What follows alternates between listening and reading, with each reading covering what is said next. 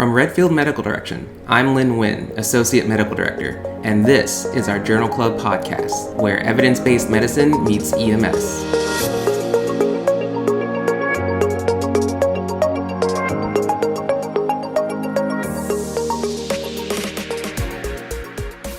I'm going to quickly start. So there's a quick rundown for what some people understand what a journal club is. We do it in residency. So when you're an ER resident, depending on where you're at, every month you do a journal club.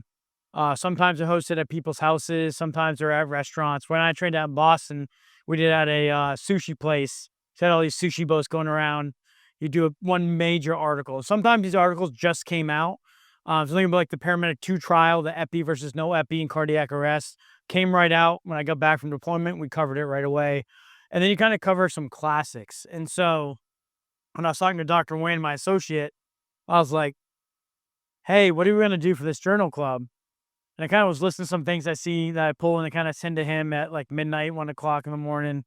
And finally, I'm like, I actually haven't done the RAMPART trial. He's like, what do you mean? He's like, I figured you would have done that right away.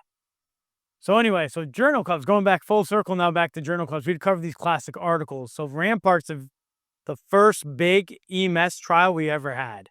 It is like the standard for EMS trials. So when you think of a classic EMS trial, this is what we try to hold our standards to, and it's really hard. Some of the things you have to think about, right? You got to give consent, right? So for an EMS trial, for you to give consent, you can't be in duress. Right. So there's a lot of things with that. So this trial was that first big one. It was in 2012. It kind of changed the game. Because of that, we thought this would be the time to do it. So one of the first ones we learned in actually EM residency is the Nexus C-spine rule. So why we don't actually do a CT scan on everybody with neck pain, right? And it's one of the classic studies you learn, or the PERC rule, right? That came out of Jeffrey Klein's stuff. And so all that stuff is kind of the classic papers we all learn in EM. So this is a classic paper every fellow learns about EMS. So I'm going to have Lynn present it. So anyway, Dr. Woods going to take over and kind of go over the RAMPART trial and why it's a great study. Lots of familiar faces. So everyone already knows it. But to those of you I haven't introduced myself to, I'm Lynn Nguyen, Redfield's Associate Medical Director. I mostly work downtown or Orlando, but I come up here once a month to do this. I thought journal clubs were behind me after residency, and then Redfield's like, you need to do a presentation on this article. So here we are today. This actually is, though, a really great trial. I think that if Redfield and I ever pulled something like this off, we could probably just quit. I think that's my life goal, is to do a study like this big that influences EMS this much. Because at this point, I feel like everyone knows, they see a seizure, it's benzos. No one really gives a thought about it until someone, on a quiet day, and they're like, I wonder if IM Versed is actually helping. Since it's IM, usually it takes longer, I guess. IV is direct, it's probably better. Should I be trying harder for the IV? And then you go ask your medical director, what is better? Is it better? IM Versed versus IV Ativan? And this is exactly what this study did, and it did it incredibly well. In part, I think, due to a little bit of luck, but mostly they designed it really well. It was a double-blind, randomized, non-inferiority trial, meaning that they were looking at not if IM Versed was better than IV Ativan, but if it was not worse, which, honestly, pretty low expectations. But they were setting the bar real low. They included both adults and pediatrics, as long as the kid weighed more than 13 kilos. And if the kid or adult was seizing for at least 5 minutes, so essentially status, then they would give either IM Versed or IV Ativan. The medic themselves did not know what they were giving. It was a pretty cool setup. They had a little box where they opened it up, and there's a recorder that time-stamped everything. And they would say, giving the drug, and then be like, seizure stop. So every event was time-stamped. And the primary outcome, the main objective they were looking for, is if the seizure stopped before ED arrival without rescue medication. Just some of the nice figures they have. A little over 1,000 people were enrolled, but a few of them were repeats. So they didn't want to re-enroll anyone that they'd had already seen before. So it boiled down to 893 people. 448 were in the Versed group, and 445 were in the Ativan group.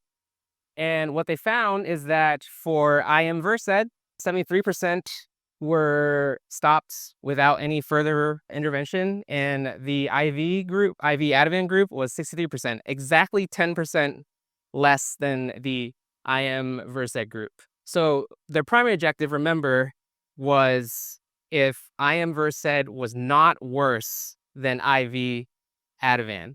And what they found is that it not only was not worse, it was actually better. They didn't even plan to look for that, but with the numbers, they're like, this is something that we're going to do post hoc and see what the numbers show. And IM Versed not only was not worse, but it was better. They looked at a bunch of other stuff too, kind of comparing them with regards to hospitalization rates and ICU readmissions.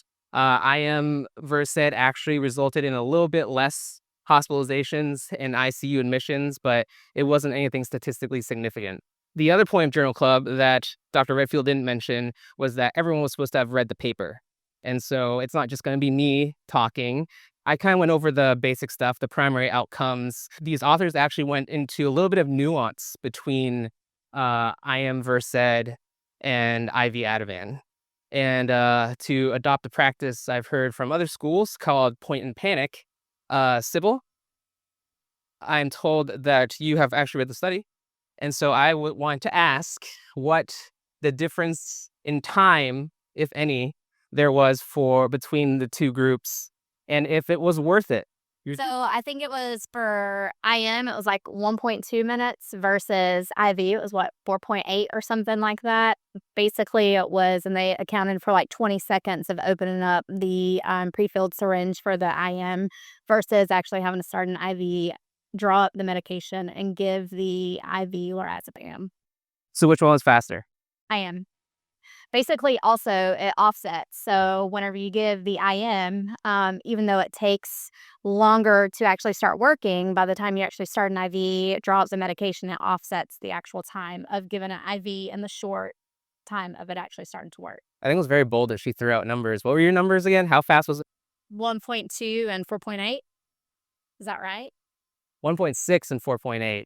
Pretty close. And yeah, I think it comes down to a clinical argument. I agree with you that I think that the time of onset between IM Versed is not offset by the IV Ativan, but actually the authors in this paper kind of made the argument of when they, I don't know, did their fancy math, they're like, it kind of is offset, but by how much really?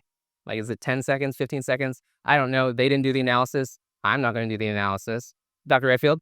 Dr. Wynn, so how many times have I missed an IM shot versus I missed an IV, right? So you're talking best practice, right away I place an IV.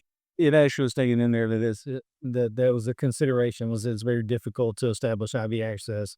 This study was done super, super well. And I think the authors even went harder on themselves during the discussion of the limitations, because they went so far as to be like, well, I wonder if it's the medication that's making the difference or the fact that it's intramuscular versus IV. And that's something that this study didn't look at. Is it something that we could maybe look at? I don't know. Maybe once we get a few more associates to do it work. Let's see, they proved the Versed superior, or is it the actual IM administration? So what were some of the limitations, guys, in this paper? That went in the summary. I mean, I do like they took out the repeat seizures, right? That's always a good thing, because that's not that's a different brain, right, than what other people are dealing with. I think that was a good field. But what else was the limitations? They could not really provide placebos because of the ethical problems with that, with a seization. She either got an IV or they got an IM. So Yeah, you couldn't hide it, right? Even if you wanted a placebo, it's kind of unethical to sit there and say, okay, I'm just going to give you water. Here you go. And then do an IV or vice versa, right? Because there's pain that's not there. Yeah. Wow, right? Or the worst case scenario is you give one, you don't know if it's...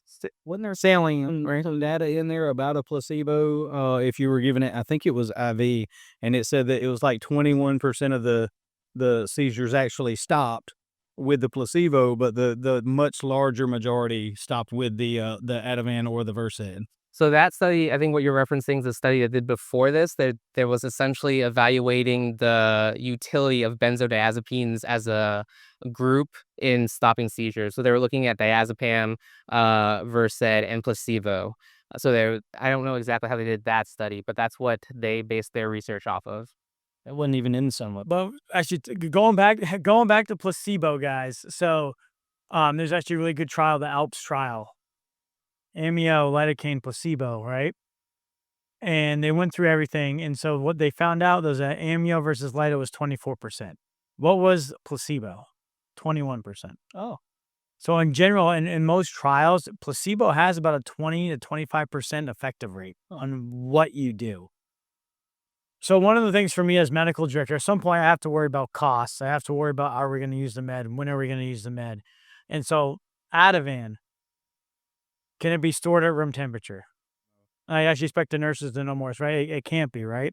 So I have a drug where I'd have to literally put in a refrigerator in the back of an ambulance. Is that cost effective, right? So you have that, right? So now that's one of the things you have to consider. So we have Ativan that has to be in a refrigerator, has to be stored in the ambulance, versus Versed doesn't need to be in a refrigerator, right? You pull it out of the Pyxis, right? You can put it in your RSI kit. It can last forever. So that's one of the things. So you get a trial like this that shows, I can give it IM. Well, if it works better IM, kind of going to assume, which I shouldn't assume anything in medicine, I assume it's probably going to work better even IV. So that's why all our protocols, guys, for EMS from this one trial, right, is Versed. It's a pretty big paper. So that's kind of what I take from it, is that this is a great paper. We now know that we use Versed, and if Versed doesn't work, we're going to use Redfield's other favorite drug, ketamine, and then we'll intubate him at that point. Okay, well, thank you, guys. We're going to shut this off so we can stop with this stuff. Happy EMS week, by the way. And that's all we have from this live Journal Club episode from EMS Week 2025. This was a production of Redfield Medical Direction. As always, reach out if you have any questions. See you next time.